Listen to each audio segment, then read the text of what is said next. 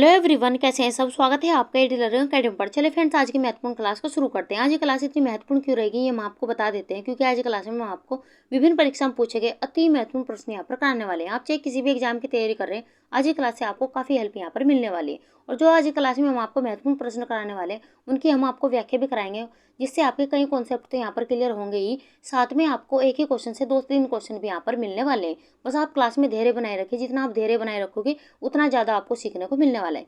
Class के अंत में आपसे अभ्यास प्रश्न भी करेंगे। अभ्यास प्रश्न करने के साथ साथ में जो बच्चों के पिछली क्लास में डाउट थे वे भी हम आपको यहाँ पर क्लियर कराने वाले हैं। कुल मिलाकर आज ये क्लास आपके एग्जाम की दृष्टि से मोस्ट इंपोर्टेंट रहने वाले। बस आप क्लास को अंत तक देखते हुए चलिए। हो सके तो क्लास को ज़्यादा शेयर कीजिए और भी बच्चों को, ताकि और बच्चों को यहाँ से फायदा हो सके। तो चलिए कम समय में ज़्यादा क्वेश्चनों का रिवाइज करते हुए शुरू करेंगे आज की महत्वपूर्ण क्लास। आज की क्लास का हमारा पहला क्वेश्चन है, ICMR NIN 2020 RD सारणी के अनुसार प्रति 2000 किलो कैलोरी पर फाइबर की प्रतिदिन की कितनी मात्रा निश्चित की गई है। पहला ऑप्शन यहाँ पर दिया गया 30 ग्राम, दूसरा ऑप्शन 40 ग्राम, तीसरा ऑप्शन 25 ग्राम और चौथा ऑप्शन यहाँ पर दिया गया 35 ग्राम। पहले क्वेश्चन को आप ध्यान से पढ़िए और अपना आंसर यहाँ पर दीजिए। टीजीटी परीक्षा 2021 में क्वेश्चन यहाँ से पूछा गया है। ऑप्शन यहाँ पर देखिए तो पहले ही ऑप्शन हमारा यहाँ पर सही होगा, 30 ग्राम मात्रा निश्चित की गई है। यहाँ पर हमारा पहला ऑप्शन सही है। आइए देख लेते हैं महत्वपूर्ण व्याख्या के साथ में। ICMR NIN 2020 RDA सारणी के अनुसार प्रति 2000 किलो कैलोरी पर फाइबर की प्रतिदिन 30 ग्राम मात्रा निश्चित की गई है, जो हमारे क्वेश्चन का आंसर है। फाइबर अनाज, फलों एवं सब्जियों आदि में पाया जाता है। तो ये किस में पाया जाता है, ये भी क्वेश्चन महत्वपूर्ण बन जाता है। इसकी कितनी मात्रा निश्चित की गई, यहाँ पर 30 ग्राम, जो हमारे क्वेश्चन का आंसर है। और एक क्वेश्चन यहाँ से कई बार पूछा गया, यहाँ पर इसकी फुल फॉर्म भी पूछी गई, तो रिकमेंडेड डाइटरी अलाउंस। ये भी आप ध्यान से देखते चलिए, क्योंकि ये फुल फॉर्म भी यहाँ से कई बार एग्जाम में पूछी जा चुकी है।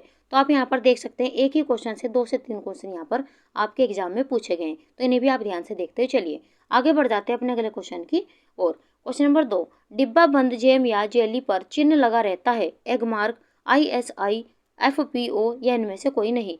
टीजीटी परीक्षा 2021 में क्वेश्चन यहाँ से पूछा गया है। महत्वपूर्ण प्रश्न आप यहाँ पर लगाते हुए चलिए। ऑप्शन यहाँ पर देखें तो डिब्बा बंद जैम या जेली पर चिन्ह लगा रहता है, यहाँ पर हमारा तीसरा ऑप्शन सही है, FPO का।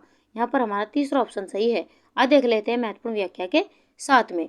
FPO का विस्तृत रूप है फूड प्रोडक्ट्स ऑर्डर। ये भी यहाँ पर विस्तृत रूप पूछा गया है एग्जाम में, ये भी आप ध्यान से देखते चलिए। FPO मार्क खाद्य प्रसंस्करण मंत्रालय द्वारा जारी किया जाता है।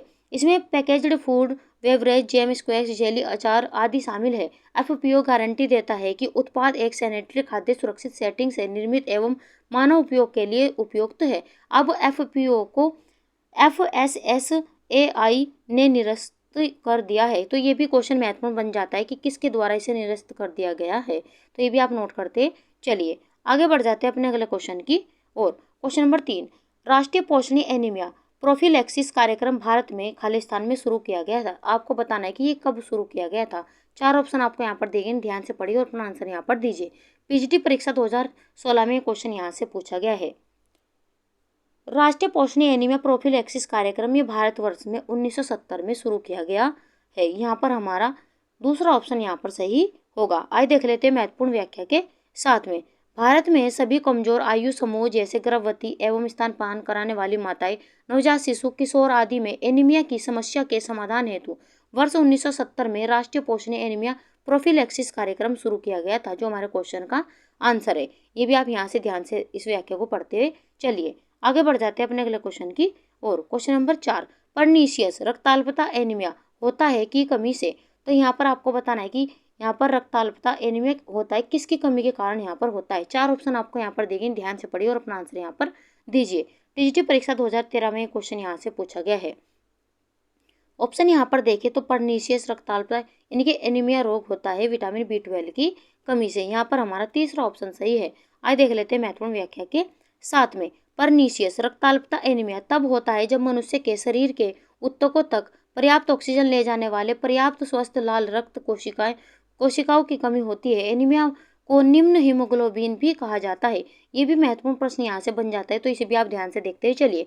क्योंकि रक्त में हीमोग्लोबिन की मात्रा कम होती है, पर्नीशियस रक्ताल्पता का कारण शरीर में विटामिन B12 साइनोकोबालामिन, यहाँ पर इसका नाम भी यहाँ पर एग्जाम में पूछा गया, इसका रासायनिक नाम क्या है, की कमी का होना है। इसके कारण व्यक्ति थका हुआ और कमजोर महसूस करता है। यहाँ से महत्वपूर्ण व्याख्या बन जाती है, इसे भी आप ध्यान से पढ़ते हुए चलिए। आगे बढ़ जाते हैं अपने अगले क्वेश्चन की और। क्वेश्चन नंबर 5, लार में पाचन एंजाइम खाली स्थान होता है, माल्टोज, सुक्रोज, काइनेज या टाइलिन। पीएचडी परीक्षा 2016 में क्वेश्चन यहाँ से पूछा गया है। आपको बताना है कि लार में पाचन एंजाइम होता है तो कौन सा एंजाइम होता है, ये आपको बताना है। ऑप्शन यहाँ पर देखें तो चौथा ऑप्शन हमारे यहाँ पर सही होगा, लार में पाचन एंजाइम टाइलिन होता है। यहाँ पर हमारा चौथा ऑप्शन सही होगा। आगे बढ़ जाते हैं अपने अगले क्वेश्चन की और। क्वेश्चन नंबर 6, सिरका में होता है लैक्टिक अम्ल, सिट्रिक अम्ल, हाइड्रोक्लोरिक अम्ल या एसिटिक अम्ल। टीजीटी परीक्षा 2013 में क्वेश्चन यहाँ से पूछा गया है। आपको यहाँ पर बताना है कि सिरका में होता है तो कौन सा अम्ल होता है, ये आपको बताना है। ऑप्शन यहाँ पर देखें तो सिरका में होता है एसिटिक अम्ल। यहाँ पर हमारा चौथा ऑप्शन यहाँ पर सही होगा। आगे बढ़ जाते हैं अपने अगले क्वेश्चन की और। क्वेश्चन नंबर 7, एक स्नैक जो देता है 12 ग्राम कार्बोहाइड्रेट एवं 3 ग्राम वसा, वह शरीर को कितनी किलो कैलोरी देगा? 60 kilo calorie, 135 kilo calorie, 75 kilo calorie या इनमें से कोई नहीं। टीजीटी परीक्षा 2013 में यहाँ से क्वेश्चन यह पूछा गया है। अगर आपको इसकी मात्रा पता है तो आप इसका आंसर आसानी से दे सकते हो। आपको यहाँ पर पूछा गया है कि एक स्नैक जो देता है 12 ग्राम कार्बोहाइड्रेट, 3 ग्राम वसा, वह शरीर को कितने किलो कैलोरी ऊर्जा देगा, ये आपको बताना है।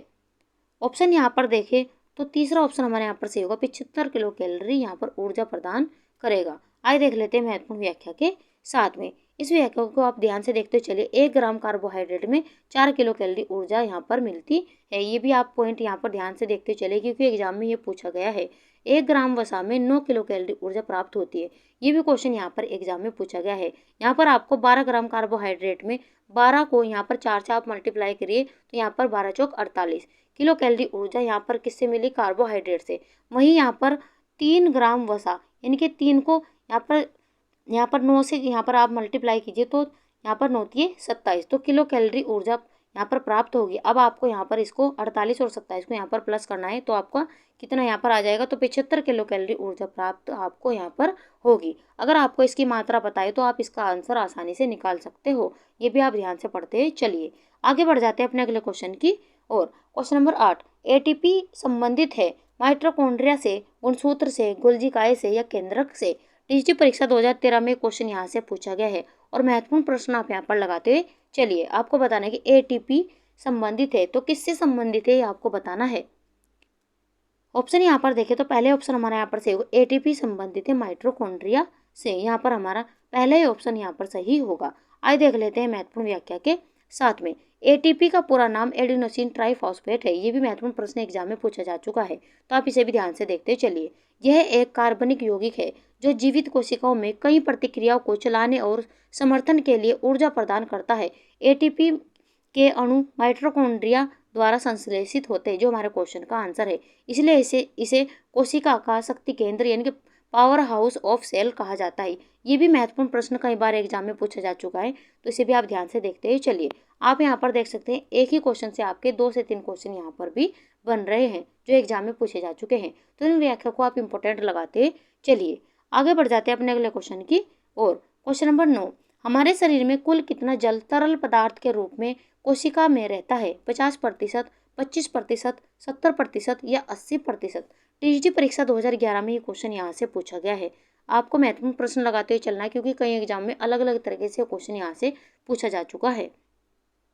ऑप्शन यहाँ पर देखें तो ऑप्शन तीसरा हमारे यहाँ पर सही होगा, 70%। यहाँ पर हमारा तीसरा ऑप्शन यहाँ पर सही है। आगे बढ़ जाते हैं अपने अगले क्वेश्चन की और। क्वेश्चन नंबर 10, लंबे समय तक कठोर शारीरिक कार्य के बाद मांसपेशियों में थकान अनुभव होने का कारण है?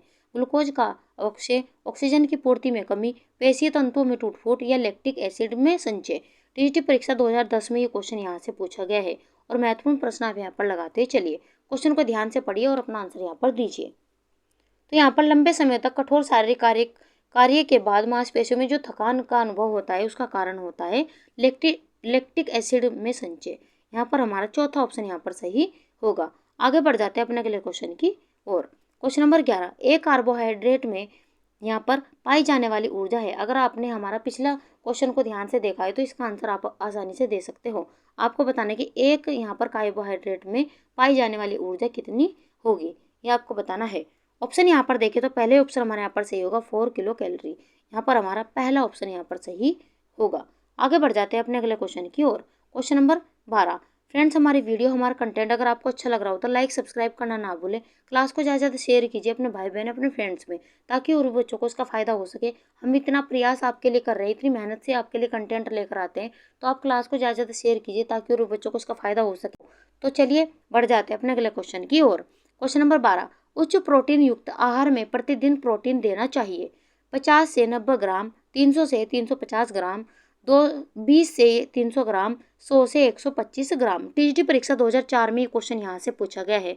आपको यहाँ पर बताना है कि उच्च प्रोटीन युक्त आहार में प्रतिदिन प्रोटीन देना चाहिए, तो कितना देना चाहिए ये आपको बताना है। ऑप्शन यहाँ पर देखें तो पहले ऑप्शन हमारे यहाँ पर सही होगा, 50 से 90 ग्राम प्रोटीन देना चाहिए। यहाँ पर हमारा पहला ही ऑप्शन यहाँ पर सही होगा। आइए देख लेते हैं महत्वपूर्ण व्याख्या के साथ में। मानव स्वस्थ रहने के लिए विभिन्न प्रकार के पौष्टिक तत्वों, प्रोटीन, कार्बोहाइड्रेट, लिपिड, जल, विटामिन एवं खनिज लवण का भोजन में प्रयोग करता है। इसमें से प्रत्येक की मात्रा शारीरिक अवस्थाओं एवं आवश्यकताओं के अनुसार बदलती है। अत्यधिक प्रोटीन युक्त भोजन की आवश्यकता सामान्यतः गर्भवती स्त्रियों, धात्री महिलाएं, शिशु एवं किशोर को होती है। प्रोटीन शरीर की वृद्धि, मांसपेशियों निर्माण, तंतुओं के टूट फूट की मरम्मत, हार्मोन्स का निर्माण आदि अनेक कार्यों के लिए होती है। उच्च प्रोटीन युक्त आहार में लगभग 50 से 90 ग्राम प्रोटीन प्रतिदिन उपस्थित रहना चाहिए, जो हमारे क्वेश्चन का आंसर है। दालें, सोयाबीन, पनीर, अंडा तथा मांस प्रोटीन की प्रचुर यहाँ पर स्रोत है। ये भी यहाँ से कई बार एक क्वेश्चन पूछा जा चुका है, इसे भी आप ध्यान से देखते हुए चलिए। और प्रोटीन किन किन में सहायक होता है, ये भी क्वेश्चन कई बार यहाँ से पूछा जा चुका है। तो मांसपेशियों के निर्माण में सहायक है, तंतुओं की टूट फूट में यहाँ पर सहायक है, और प्रोटीन शरीर की वृद्धि में भी सहायक होता है। ये सभी क्वेश्चन एग्जाम में यहाँ से पूछे जा चुके हैं, तो इन्हें भी आप ध्यान से पढ़ते हुए चलिए। आगे बढ़ जाते हैं अपने अगले क्वेश्चन की ओर। क्वेश्चन नंबर 13, ज्वर से पीड़ित वयस्क व्यक्ति को आहार में कितनी कैलोरी देनी चाहिए? 2500 कैलोरी, 2700 कैलोरी, 3000 या 2000 कैलोरी। टीजीटी परीक्षा 2004 में ये क्वेश्चन यहाँ से पूछा गया है। आपको बताने की ज्वर से पीड़ित वयस्क व्यक्ति को आहार में कितनी कैलोरी देनी चाहिए, ये आपको बताना है। ऑप्शन यहाँ पर देखें तो दूसरा ऑप्शन हमारे यहाँ पर सही है, 2700 कैलोरी देनी चाहिए। यहाँ पर हमारा दूसरा ऑप्शन सही है। आइए देख लेते हैं महत्वपूर्ण व्याख्या के साथ में। ज्वर से पीड़ित वयस्क व्यक्ति के आहार में 2700 कैलोरी होनी चाहिए। ज्वर शारीरिक ताप के असामान्य आरोह की स्थिति को कहते हैं। यह बैक्टीरिया, वायरस या फिर बैक्टीरियल टॉक्सिन्स द्वारा हो सकता है और शरीर के आधारित चयापचय दर में वृद्धि हो जाती है। शरीर का 1 फ़ारेनहाइट तापमान बढ़ने पर 7% BMR बढ़ जाता है। ये भी महत्वपूर्ण प्रश्न लगाते चलिए, क्योंकि एग्जाम में पूछा जा चुका है।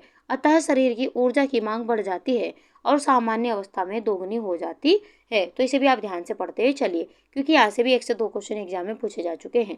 आगे बढ़ जाते हैं अपने अगले क्वेश्चन की ओर।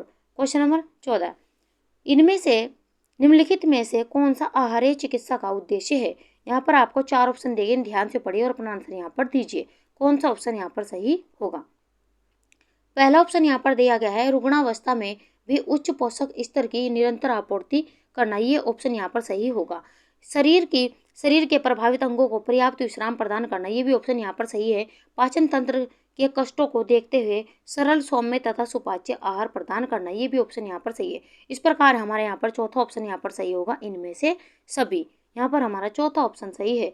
आगे बढ़ जाते हैं अपने अगले क्वेश्चन की ओर। क्वेश्चन नंबर 15, अपने परिवार, समाज तथा राष्ट्र हित हेतु अपनी क्षमताओं का संपूर्ण उपयोग कर मानव जाति का कल्याण कर सकता है। सुपोषित व्यक्ति, कुपोषित व्यक्ति, स्वस्थ व्यक्ति या इनमें से कोई नहीं।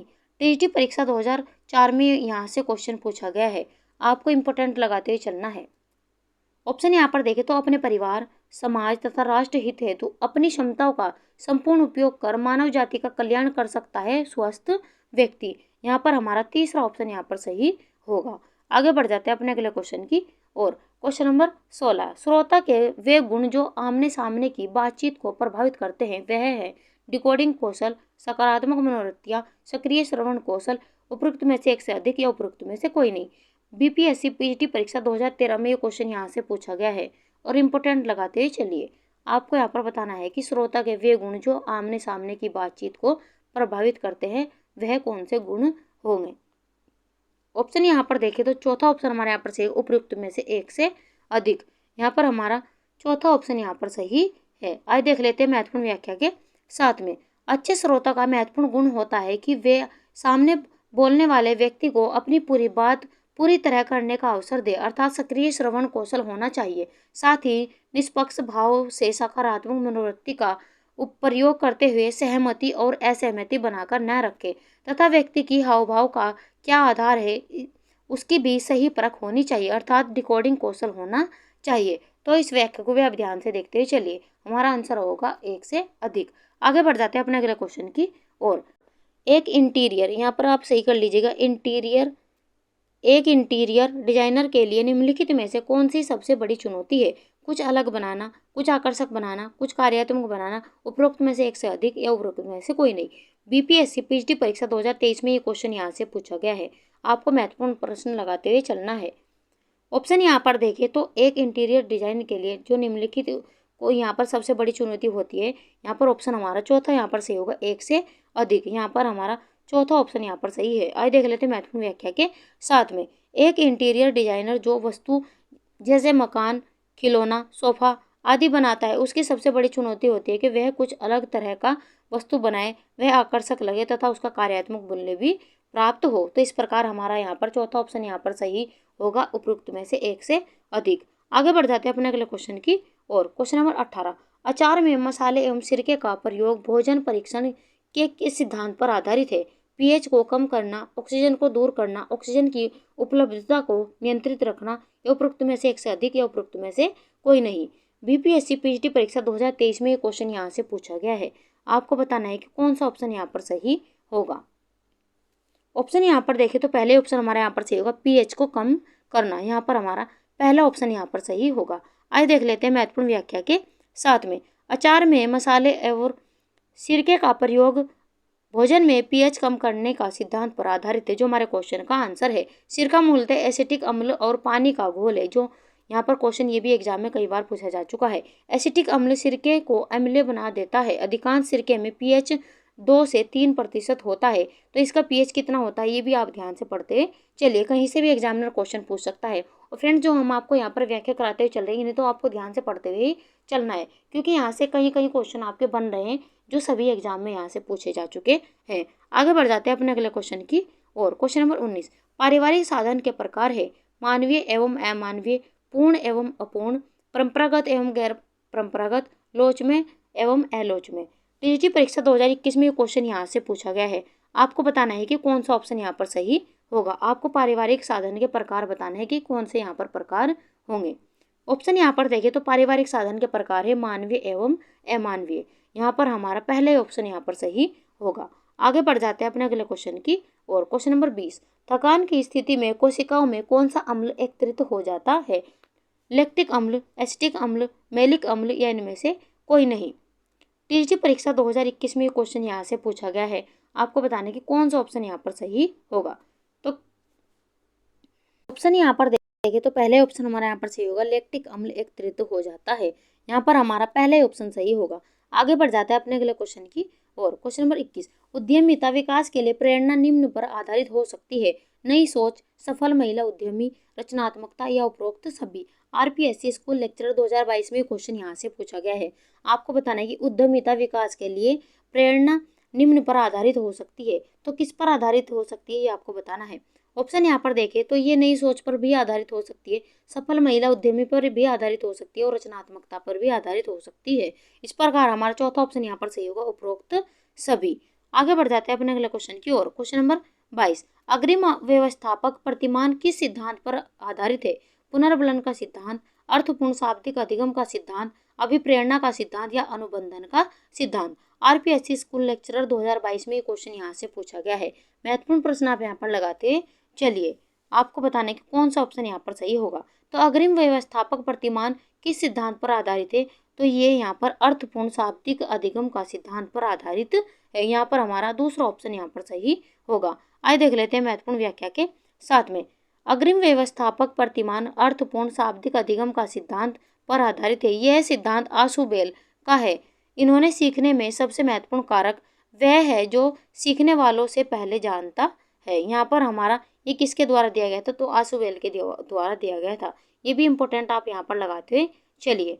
आगे बढ़ जाते हैं अपने अगले क्वेश्चन की और। Question number 23। एक गृहिणी जो सतर्कता पूर्वक परिवार के लिए भोजन की योजना बना रही है, इसमें कौन से मानव संसाधनों का उपयोग कर रही है। तो क्वेश्चन को पहले आपको ध्यान से पढ़ना है और तब अपना आंसर यहाँ पर देना है।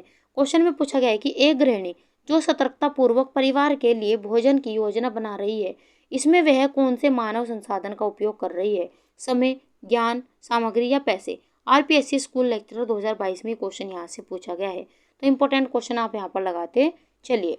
ऑप्शन यहाँ पर देखें तो वह पर उपयोग कर रही है ज्ञान का। यहाँ पर हमारा दूसरा ऑप्शन यहाँ पर सही है। आइए देख लेते हैं महत्वपूर्ण व्याख्या के साथ में। ज्ञान लोगों के भौतिक तथा बौद्धिक सामाजिक क्रियाकलाप की उपज संकेतों के रूप में जगत के वस्तुनिष्ठ गुणों, रंगों, संबंधों, प्राकृतिक और मानवीय तत्वों के बारे में अपने विचारों की अभिव्यक्ति है। जब गृहिणी जो सतर्कतापूर्वक परिवार के लिए भोजन की योजना बना रही होती है तो वह अपने ज्ञान का प्रयोग करती है जिससे परिवार के सभी सदस्यों को संतुलित भोजन करा सके। तो यहाँ पर महत्वपूर्ण व्याख्या को लगाते चलिए और इसे ध्यान से आप पढ़ते हुए चलिए। जितना आप व्याख्या को ध्यान से पढ़ते चलेंगे उतने ही आपको यहाँ पर ज़्यादा कॉन्सेप्ट भी क्लियर होंगे, आपको ज़्यादा क्वेश्चन भी यहाँ से मिलने वाले। बस आप व्याख्या और क्वेश्चन को ध्यान से देखते चलिए। आगे बढ़ जाते हैं अपने अगले क्वेश्चन की ओर। Question number 24। पारिवारिक जीवन चक्र का प्रथम सोपान है विस्तृत परिवार, संकुचित परिवार, प्राथमिक परिवार या इनमें से कोई नहीं। यहाँ पर आपको पूछा गया है कि पारिवारिक जीवन चक्र का प्रथम सोपान कौन सा होगा। टीजीटी परीक्षा 2010 में ये क्वेश्चन यहाँ से पूछा गया है। आपको बताना है कि कौन सा ऑप्शन यहाँ पर सही होगा। ऑप्शन यहाँ पर देखें तो तीसरा ऑप्शन हमारे यहाँ पर सही होगा, प्राथमिक परिवार। ये पारिवारिक जीवन चक्र का प्रथम सोपान है। यहाँ पर हमारा तीसरा ऑप्शन यहाँ पर सही होगा। आगे बढ़ जाते हैं अपने अगले क्वेश्चन की और। Question number 25। गृह सज्जा में आंतरिक सज्जा है विध्वंसात्मक कला, रचनात्मक कला, फाइन आर्ट या आंतरिक कला। टीजीटी परीक्षा 2010 में यहाँ से क्वेश्चन पूछा गया है। आपको बताना है कि और इस क्वेश्चन को आप इंपॉर्टेंट लगाते हुए चलेगा क्योंकि इसमें अगर यहाँ पर आयोग की बात करें तो आयोग के द्वारा यहाँ पर इस क्वेश्चन में यहाँ पर फाइन आर्ट यहाँ पर आंसर उठाया गया है। अगर यहाँ पर हम आंसर देखें तो यहाँ पर चौथा ऑप्शन यहाँ पर सही होगा, आंतरिक कला, लेकिन यहाँ पर आयोग के द्वारा यहाँ पर फाइन आर्ट यहाँ पर आंसर को उठाया गया है। आइए समझ लेते हैं व्याख्या के द्वारा। गृह सज्जा में आंतरिक सज्जा ही आंतरिक कला है। आंतरिक सज्जा ग्राहक की प्राथमिकता और पसंद के अनुसार किसी भवन या कमरे कार्य क्षेत्र के आंतरिक भाग को डिजाइन करने की कला है। आंतरिक कला में आंतरिक सज्जा को इस तरह से डिजाइन करना शामिल है कि यह कमरे के उद्देश्य को पूरा करे, आंखों के लिए सुखद और कमरे के स्थान को विवेकपूर्ण ढंग से शामिल करे। यह अक्सर एक केंद्रीय विषय पर आधारित होता है जहां सभी तत्वों और सिद्धांतों को ध्यान में रखा जाता है। कला के तत्व स्थान, रेखा, रंग, आकार, रूप, बनावट, ये कला के यहाँ पर महत्वपूर्ण तत्व यहाँ पर दिए गए जो एग्जाम में पूछे जा चुके हैं।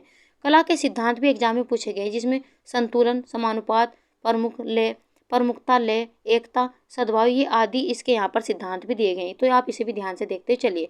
और यहाँ पर आप देख सकते हैं यहाँ पर नोट करके भी दिया गया है कि इस प्रश्न में आयोग ने विकल्प सी को यहाँ पर सही माना है जबकि यहाँ पर विकल्प डी यहाँ पर होना चाहिए। तो अगर हम यहाँ पर आयोग की बात करें तो आयोग ने यहाँ पर फाइन आर्ट आंसर यहाँ पर उठाया है, लेकिन यहाँ पर जो आंसर होगा यहाँ पर आंतरिक कला होगा।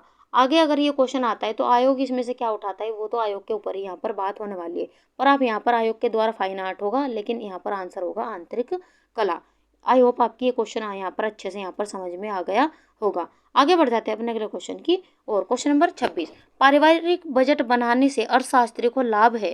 पहला ऑप्शन यहाँ पर दिया गया, जनता की कर देने की क्षमता की जानकारी होती है।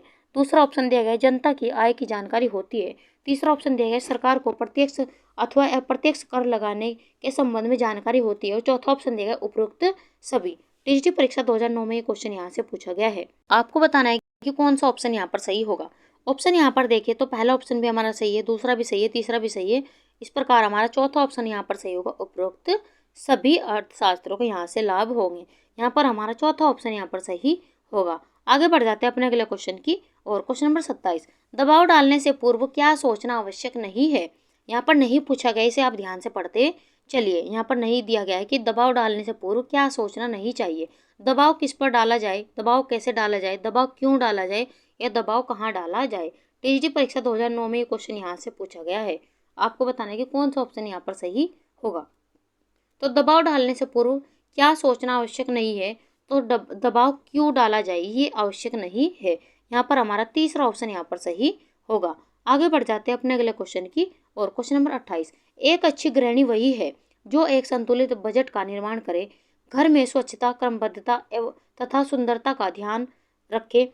और तीसरा ऑप्शन यहाँ पर देखें, परिवार के सभी सदस्यों की आवश्यकताओं को महत्व दे। यह उपरोक्त सभी टीजीटी परीक्षा 2009 में ये क्वेश्चन यहाँ से पूछा गया है।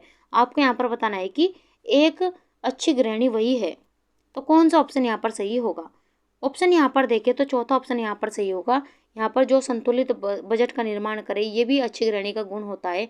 और घर में स्वच्छता, क्रमबद्धता एवं सुंदरता का ध्यान रखे, परिवार के सभी सदस्यों की आवश्यकताओं को महत्व दे, ये सभी यहाँ पर एक गृहिणी के गुण होने चाहिए। इस प्रकार हमारा चौथा ऑप्शन यहाँ पर सही होगा, उपयुक्त सभी। आगे बढ़ जाते हैं अपने अगले क्वेश्चन की और। फ्रेंड्स, हमारी वीडियो, हमारा कंटेंट अगर आपको अच्छा लग रहा हो तो लाइक सब्सक्राइब करना ना भूलें।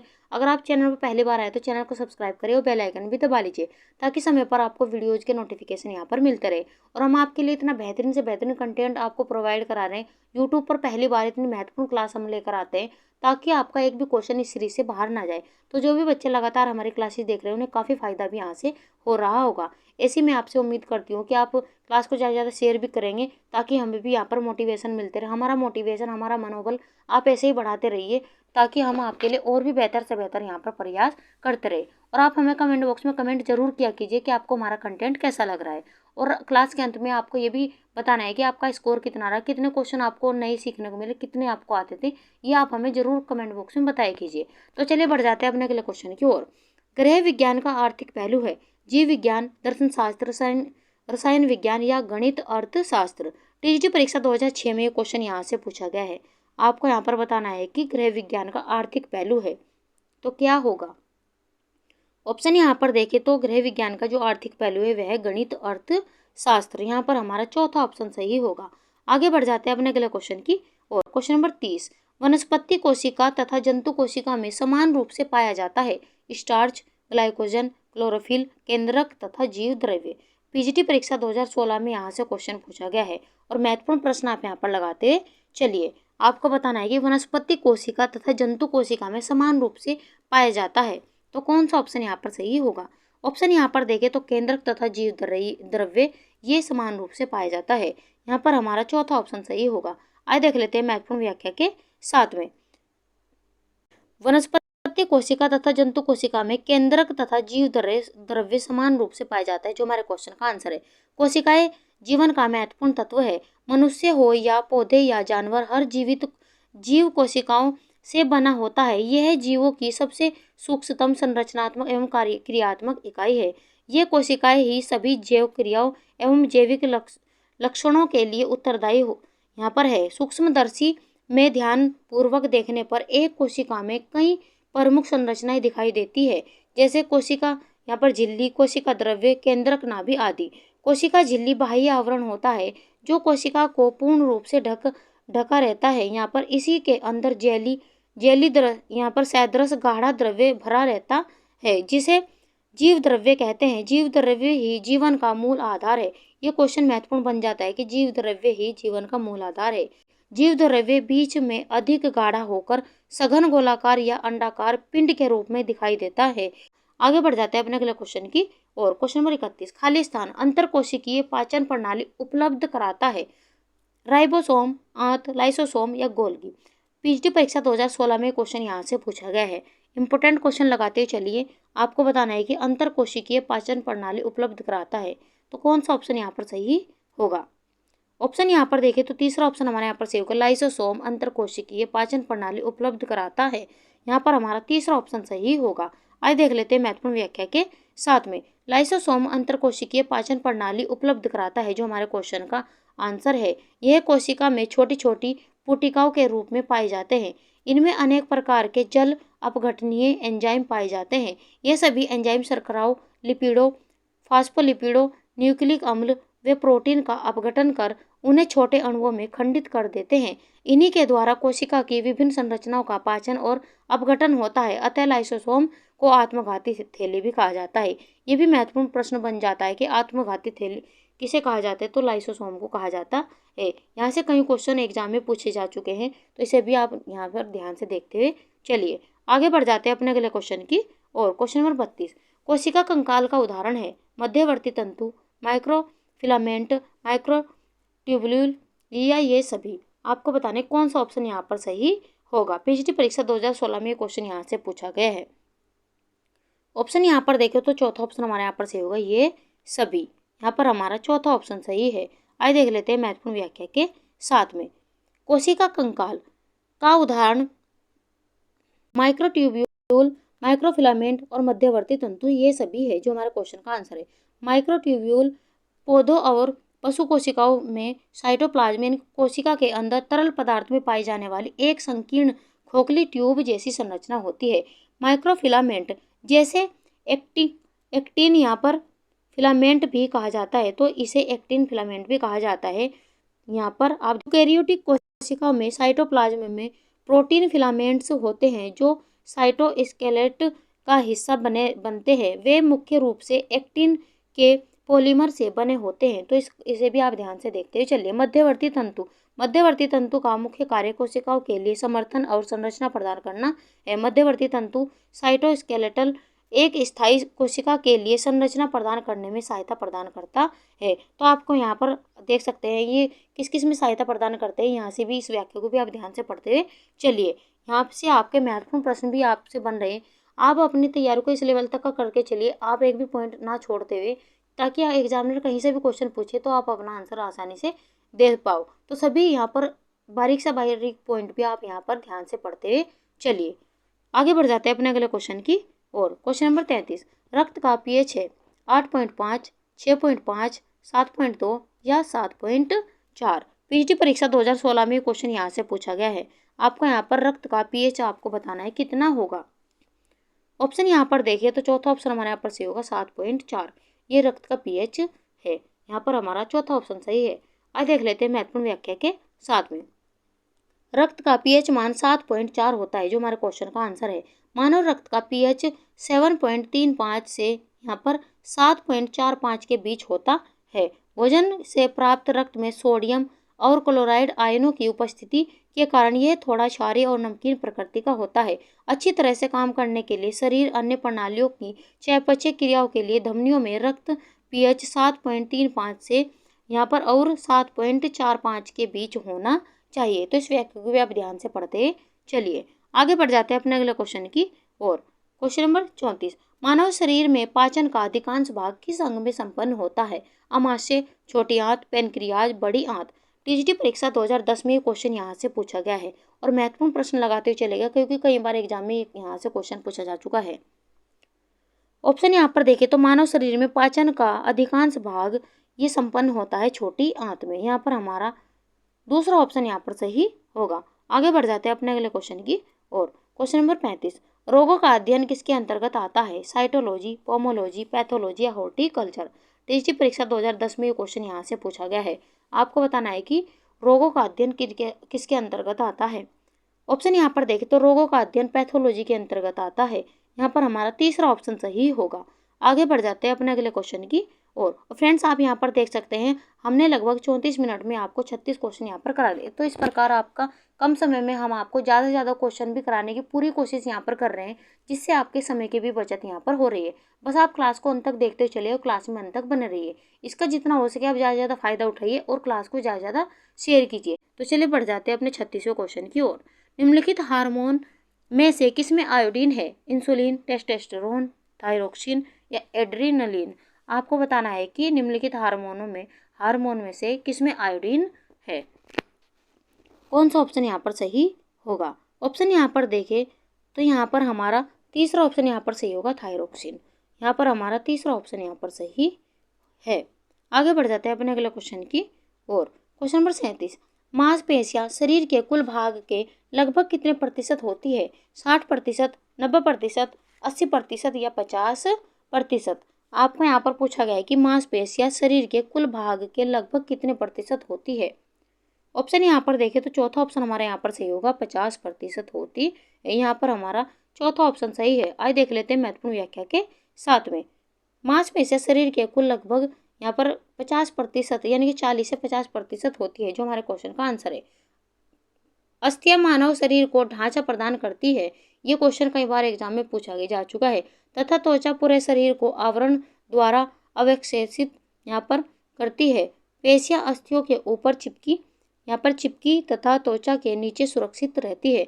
ये पेशियां अस्थियों के जोड़ों जोड़ों तथा उभारों पर उपस्थित होती है तथा एक अस्थि से दूसरी अस्थि को जोड़ती है। पेशियों के सिकुड़ने से ही अस्थियां मुड़ती है तथा फैलने से सीधी हो जाती है। अस्थियां मात्र मानव शरीर को एक आकृति प्रदान करती है, परंतु इसमें मुड़ने व फैलने या गति करने की क्षमता नहीं होती है। अस्थियों में गति पेशियों की उपस्थिति के कारण ही यहाँ पर होती है। हमारे संपूर्ण शरीर में लगभग 600 पेशियां हैं। मांसपेशियां शरीर को सुडौल और सुसंगठित बनाती है तथा हमारे शरीर को आकर्षक एवं सुंदरता प्रदान करती है। ये क्वेश्चन यहाँ से कई बार एग्जाम में पूछा जा चुका है, तो इस व्याख्या को भी आप ध्यान से पढ़ते चलिए, क्योंकि यहाँ से 1 से 2 क्वेश्चन एग्जाम में पूछे जा चुके हैं। आगे बढ़ जाते हैं अपने अगले क्वेश्चन की ओर। क्वेश्चन नंबर 38, मानव शरीर में यकृत द्वारा लगभग कितना पित्त तैयार होता है? 20 औंस, 40 औंस, 10 औंस या 70 औंस? टीजीटी परीक्षा 2009 में ये क्वेश्चन यहाँ से पूछा गया है और इम्पोर्टेंट क्वेश्चन आप यहाँ पर लगाते चलिए। आपको बताने कि मानव शरीर में यकृत द्वारा लगभग कितना पित्त यहाँ पर तैयार होता है। ऑप्शन यहाँ पर देखें तो दूसरा ऑप्शन हमारे यहाँ पर सही हो, लगभग 40 औंस पित्त तैयार होता है। यहाँ पर हमारा दूसरा ऑप्शन यहाँ पर सही होगा। आइए देख लेते हैं महत्वपूर्ण व्याख्या के साथ में। मानव शरीर में यकृत द्वारा लगभग 40 औंस यानी कि 30 से 40 औंस पित्त तैयार होता है। यकृत शरीर की सबसे बड़ी ग्रंथि है। ये भी क्वेश्चन महत्वपूर्ण लगाते चलिए, क्योंकि एग्जाम में पूछा जा चुका है। यह उदर के दाहिने और डायफ्राम के ठीक पीछे पसलियों के ऊपर स्थित होता है। ये क्वेश्चन भी कई बार पूछा जा चुका है कि ये कहाँ पर स्थित होता है। यकृत पित्त का निर्माण करती है। ये क्वेश्चन भी इंपॉर्टेंट लगाते चलिएगा, क्योंकि एग्जाम में पूछा जा चुका है। पित्त यकृत द्वारा निर्मित गाढ़े हरे पीले रंग का तरल पदार्थ है जो यकृत वाहिनी द्वारा पित्ताशय में जमा होता रहता है। इसमें पानी, पित्त लवण तथा पित्त वर्णक होते हैं। इस व्याख्या को आप इंपॉर्टेंट लगाते चलेगा, क्योंकि कई क्वेश्चन एग्जाम में पूछे जा चुके हैं। आगे बढ़ जाते हैं अपने अगले क्वेश्चन की ओर। क्वेश्चन नंबर 39, हमें सदैव श्वास लेनी चाहिए मुंह से, नाक से, कभी मुंह से, कभी नाक से, चाहे जैसे। टीजीटी परीक्षा 2009 में क्वेश्चन यहाँ से पूछा गया है। आपको बताना है कि हमें सदैव सांस लेनी चाहिए। ऑप्शन यहाँ पर देखें तो हमें सदैव जो सांस लेनी चाहिए वह लेनी चाहिए नाक से। यहाँ पर हमारा दूसरा ऑप्शन यहाँ पर सही होगा। आगे बढ़ जाते हैं अपने अगले क्वेश्चन की ओर। क्वेश्चन नंबर 40, पायरिया रोग होता है आंखों में, दांतों में, नाक में या कानों में? आपको बताना है कि पायरिया रोग होता है। ऑप्शन यहाँ पर देखें तो पायरिया रोग होता है दांतों में। यहाँ पर हमारा दूसरा ऑप्शन यहाँ पर सही होगा। आगे बढ़ जाते हैं अपने अगले क्वेश्चन की और। क्वेश्चन नंबर 41, अंगों को जोड़ने का कार्य किया जाता है पेशीय ऊतकों द्वारा, तंत्रिका ऊतकों द्वारा, संयोजी ऊतकों द्वारा या उपकला ऊतकों के द्वारा। पीजीटी परीक्षा 2006 में ये क्वेश्चन यहाँ से पूछा गया है और महत्वपूर्ण प्रश्न आप यहाँ पर लगाते चलिए। आपको बताने कि अंगों को जोड़ने का कार्य किया जाता है तो किसके द्वारा किया जाता है? ऑप्शन यहाँ पर देखें तो अंगों को जोड़ने का कार्य संयोजी ऊतकों के द्वारा किया जाता है। यहाँ पर हमारा तीसरा ऑप्शन यहाँ पर सही होगा। आगे बढ़ जाते हैं अपने अगले क्वेश्चन की ओर। क्वेश्चन नंबर 42, खाली स्थान छोटे बच्चों के लिए एक डर बढ़ाने वाला उद्दीपक है। सोच, वार्तालाप, एकाकीपन या दयालुता? टीजीटी परीक्षा 2016 में क्वेश्चन यहाँ से पूछा गया है। आपको बताने कि छोटे बच्चों के लिए डर बढ़ाने वाला उद्दीपक कौन सा होगा? ऑप्शन यहाँ पर देखें तो तीसरा ऑप्शन हमारे यहाँ पर सही, एकाकीपन छोटे बच्चों के लिए एक डर बढ़ाने वाला उद्दीपक है। यहाँ पर हमारा तीसरा ऑप्शन यहाँ पर सही होगा। आगे बढ़ जाते हैं अपने अगले क्वेश्चन की और। क्वेश्चन नंबर 43, विस्तार शिक्षा के सिद्धांत आधारित है सहयोग में भागीदारी, करके सीखना, आवश्यकता एवं रुचियाँ या ऊपर के सभी? आरपीएससी स्कूल लेक्चरर 2022 में क्वेश्चन यहाँ से पूछा गया है। आपको बताने के विस्तार शिक्षा के सिद्धांत आधारित होते हैं। ऑप्शन यहाँ पर देखें तो सहयोग में भागीदारी, ये भी इस पर भी आधारित होते हैं, करके सीखने पर भी आधारित होते हैं और आवश्यकता एवं रुचियों पर भी आधारित होते हैं। इस प्रकार हमारा चौथा ऑप्शन यहाँ पर सही होगा, ऊपर के सभी। व्याख्या यहाँ पर दी गई, विस्तार शिक्षा वह शिक्षा होती है जिसका प्रचार एवं प्रसार के माध्यम से अपने समाज में शिक्षा को सुधारा जाए।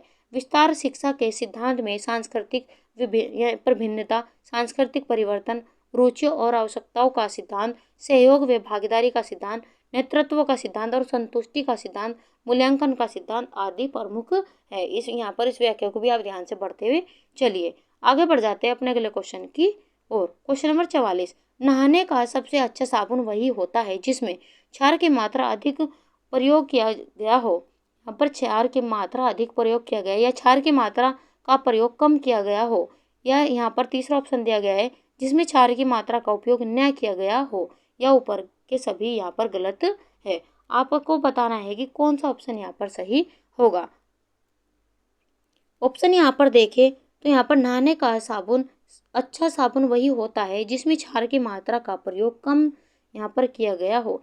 यहाँ पर हमारा दूसरा ऑप्शन यहाँ पर सही होगा। आगे बढ़ जाते हैं अपने अगले क्वेश्चन की ओर। क्वेश्चन नंबर 45, प्रसार शिक्षण एक खालिस्तान विधि है, सामूहिक शिक्षण, अव्यवहारिक शिक्षण, व्यवहारिक शिक्षण या जन शिक्षण।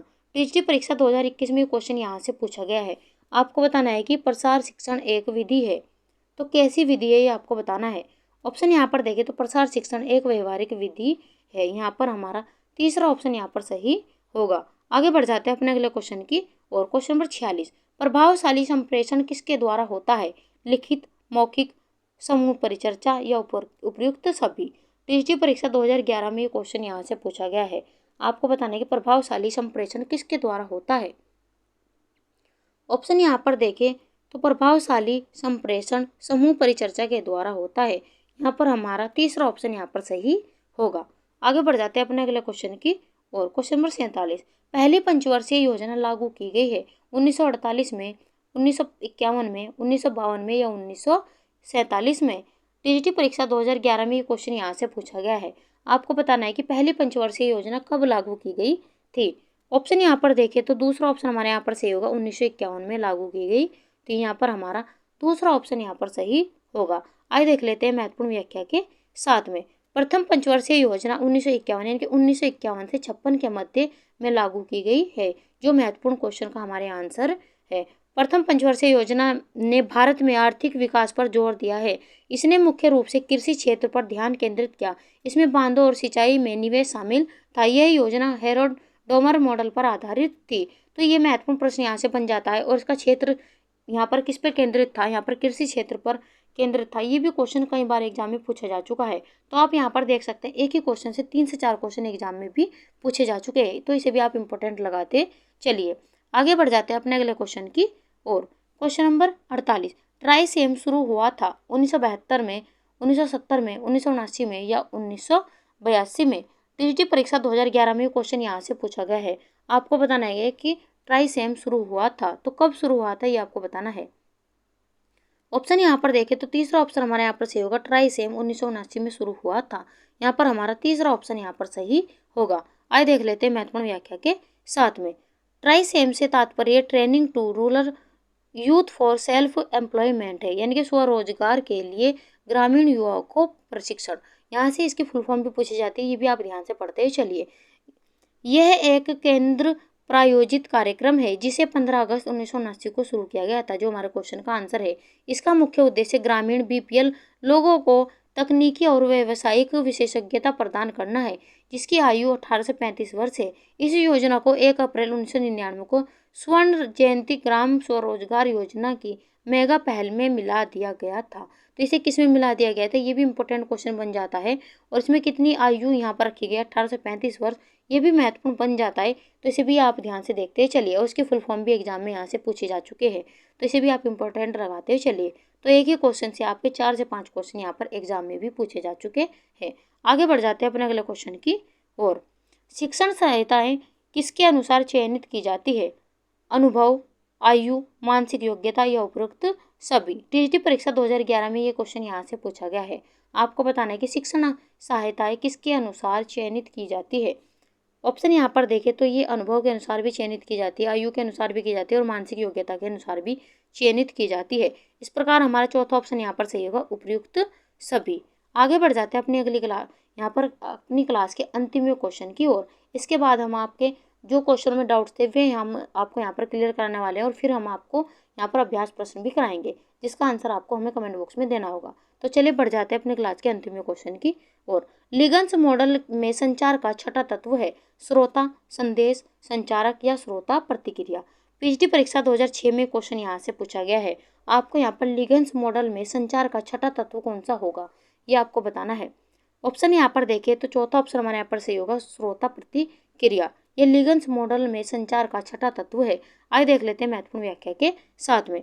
संचार किसी संदेश या संदेशों की श्रृंखला के लिए प्रेषक और प्राप्तकर्ता को एक साथ लाने का कार्य है। जेपी लिगन्स द्वारा दिए गए संचार मॉडल के तत्व निम्नवत है। तो इनके द्वारा जो संचार मॉडल दिए गए, यहाँ पर पहला दिया गया संचारक, दूसरा संदेश, तीसरा चैनल, चौथा यहाँ पर संदेश का व्यवहार, पांचवा यहाँ पर श्रोतागण और छठा यहाँ पर दिया गया श्रोता प्रतिक्रिया, जो हमारे क्वेश्चन का आंसर है।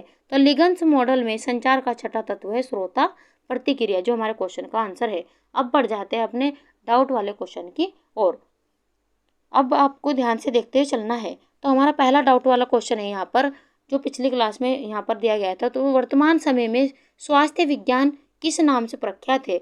इसमें बच्चों को डाउट्स थे कि हमारे डाउट यहाँ पर बच्चों ने हमसे यहाँ पर रिक्वेस्ट की थी कि मैम हमारे डाउट्स यहाँ पर क्लियर कराएं। तो यहाँ पर आप देख सकते हैं आयोग के द्वारा भी यहाँ पर बी ऑप्शन यहाँ पर चुना गया है, स्वास्थ्य एवं जन स्वास्थ्य। ये स्वास्थ्य विज्ञान यहाँ पर इसके नाम से प्रख्यात है। यहाँ पर इस व्याख्या को आप देखते हुए चलिएगा। विज्ञान वह शाखा है जिसका प्राथमिक ध्यान स्वास्थ्य या स्वास्थ्य देखभाल पर होता है, उन्हें स्वास्थ्य विज्ञान कहते हैं। वर्तमान समय में स्वास्थ्य विज्ञान को स्वास्थ्य और जन स्वास्थ्य विज्ञान भी कहा जाता है, जो हमारे क्वेश्चन का आंसर है। यह रोग से बचने, जीवन का स्तर करने और स्वास्थ्य को बढ़ावा देने का विज्ञान और कला है। यहाँ पर इस व्याख्या को आप इम्पोर्टेंट लगाते हुए चलिए। आइए और भी अच्छी तरीके से यहाँ पर समझ लेते हैं स्वास्थ्य विज्ञान। यहाँ पर स्वास्थ्य विज्ञान को समझते हैं तो जिन विज्ञानों का प्राथमिक ध्यान स्वास्थ्य या स्वास्थ्य देखभाल पर होता है, उन्हें स्वास्थ्य विज्ञान कहा जाता है। तो इस परिभाषा को भी आप ध्यान से देखते हुए चलिए। स्वास्थ्य विज्ञान कई शैक्षणिक क्षेत्रों से जुड़ा हुआ है, जैसे किसी रोगी सुरक्षा क्षेत्रों और STEM क्षेत्रों का विकास करना है। तो इस व्याख्या को भी आप ध्यान से पढ़ते हुए चलिए। आइए और भी अच्छी तरीके से यहाँ पर समझ लेते हैं स्वास्थ्य और जन स्वास्थ्य। स्वास्थ्य और जन स्वास्थ्य को स्वास्थ्य विज्ञान भी कहा जाता है, जो हमारे क्वेश्चन का आंसर है। तो जिन भी बच्चों के इस क्वेश्चन में डाउट्स थे, वे यहाँ पर अपने डाउट्स यहाँ पर क्लियर करते चलिए। यह रोग से बचने, जीवन का विस्तार करने और स्वास्थ्य को बढ़ावा देने का विज्ञान और कला है। यह समाज संगठनों, सार्वजनिक और निजी समूह और व्यक्तियों को समन्वित प्रयासों और सचेत निर्णयों के माध्यम से कार्य करता है।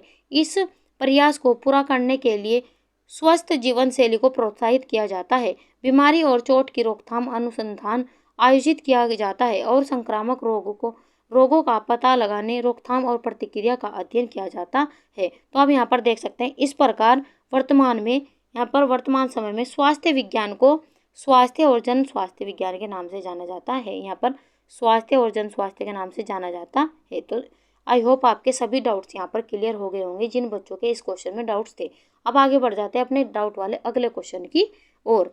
यहाँ पर हमारा दूसरा यहाँ पर डाउट वाला क्वेश्चन था, यहाँ पर मानव दूध खालिस्तान विटामिन का अच्छा स्रोत है। तो यहाँ पर ऑप्शन हमारा यहाँ पर पहला से यहाँ पर सही है, विटामिन ई। तो यहाँ पर बच्चों के डाउट्स थे कि मैम हमारे डाउट्स यहाँ पर क्लियर कराए। तो मानव दूध विटामिन ई का यहाँ पर अच्छा स्रोत है, जो आयोग के द्वारा भी यहाँ पर सही ऑप्शन यहाँ पर चुना गया है। तो आप इस व्याख्या को ध्यान से पढ़ते हुए चले कि मानव दूध विटामिन ई का अच्छा स्रोत है। इस विटामिन के कारण शिशु में प्रतिरक्षा तंत्र मजबूत होता है, जिसके कारण बच्चे को बीमारियों से लड़ने में सहायता मिलती है। आगे बढ़ जाते और भी व्याख्या के साथ में। यहाँ पर आप देख सकते हैं, यहाँ पर दिया गया है कि यहाँ पर मानव दूध विटामिन ई का एक अच्छा स्रोत है, जो हमारे क्वेश्चन का आंसर है। ये एक महत्वपूर्ण यहाँ पर एंटीऑक्सीडेंट है, जो शरीर को हानिकारक मुक्त कणों से बचाता है। मानव दूध में विटामिन ई का स्तर माँ के आहार पर निर्भर करता है, लेकिन यह सामान्य रूप से पर्याप्त होता है। विटामिन ई का महत्व यहाँ पर एंटीऑक्सीडेंट। विटामिन ई एक शक्तिशाली एंटीऑक्सीडेंट है, जो शरीर को मुक्त कणों से बचाता है। मुक्त कण शरीर को नुकसान पहुंचा सकते हैं और कई बीमारियों के विकास में भूमिका निभा सकते हैं। प्रतिरक्षा प्रणाली। विटामिन ई प्रतिरक्षा प्रणाली के लिए भी महत्वपूर्ण है। यह श्वेत रक्त कोशिकाओं को स्वस्थ रखने में मदद करता है, जो संक्रमण और बीमारियों से लड़ने में मदद करते हैं। त्वचा और बालों का स्वास्थ्य। विटामिन ई त्वचा और बालों के स्वास्थ्य के लिए भी महत्वपूर्ण है। यह त्वचा को स्वस्थ रखने और झुर्रियों को कम करने में मदद करता है। यह बालों को मजबूत और चमकदार रखने में भी मदद करता है। तो यहाँ पर इसकी कितने महत्व है ये भी यहाँ पर बताए गए। यहाँ पर निष्कर्ष भी दिया गया है कि मानव दूध विटामिन ई का अच्छा स्रोत है, इसलिए स्तनपान कराने वाली माताओं के लिए यह महत्वपूर्ण है कि अपने आहार में विटामिन ई को शामिल करें। वहीं यहाँ पर PGT एग्जाम के लिए भी यहाँ पर महत्वपूर्ण बिंदु दिए गए हैं। यहाँ पर विटामिन ई के बारे में, मानव दूध में विटामिन ई होता है। विटामिन ई एक एंटीऑक्सीडेंट है। विटामिन ई प्रतिरक्षा प्रणाली के लिए महत्वपूर्ण है। विटामिन ई त्वचा और बालों के स्वास्थ्य के लिए महत्वपूर्ण है। वही विटामिन ई बच्चे के विकास के लिए भी महत्वपूर्ण है। आइए और भी अच्छी तरीके से यहाँ पर समझ लेते हैं विटामिन ई के अन्य स्रोत। यहाँ पर दिए गए हैं कि किन किन स्रोतों से विटामिन ई प्राप्त होता है।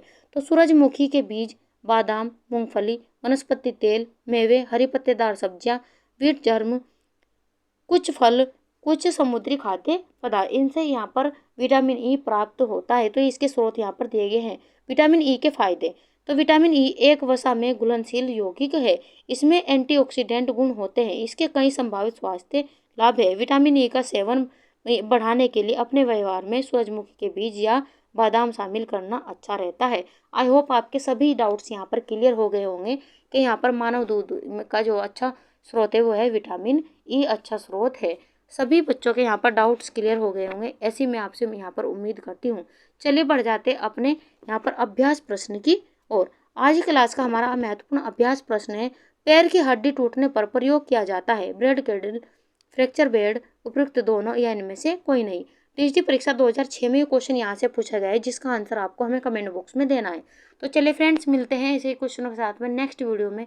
अगर आपके और भी यहाँ पर आपके कोई भी डाउट्स है, वे भी हम आपको पूरी कोशिश करेंगे यहाँ पर क्लियर कराने की। बस आप हमें कमेंट बॉक्स में कमेंट किया कीजिए अगर आपके कोई भी क्वेश्चन में डाउट्स है। वैसे तो हम आपको वही आंसर यहाँ पर लगाते हैं जो आयोग के द्वारा यहाँ पर सही माना गया है। तो आप बेचिंत होकर हमारी क्लासेस को देखते रहिए। जो भी आयोग के द्वारा यहाँ पर ऑप्शन उठाए गए वही हम आपको यहाँ पर कराते हैं, और जिस भी क्वेश्चन में आपके डाउट्स है वे भी हम आपको यहाँ पर क्लियर करा देते हैं। तो अगर आपके कोई भी यहाँ पर क्वेश्चन में डाउट्स है, वे हम आपको यहाँ पर नेक्स्ट क्लास में यहाँ पर क्लियर करा देंगे। तो आप हमें कमेंट बॉक्स में कमेंट जरूर किया कीजिए। क्लास आपको अच्छी लगे तो लाइक सब्सक्राइब भी करना ना भूलें, और क्लास को ज़्यादा ज़्यादा शेयर कीजिए और भी बच्चों को। तो चलिए मिलते हैं ऐसे ही महत्वपूर्ण प्रश्नों के साथ में नेक्स्ट वीडियो में। तब तक के लिए आप खुश रहिए, अपना माता पिता का सम्मान कीजिए। वीडियो देखने के लिए थैंक यू।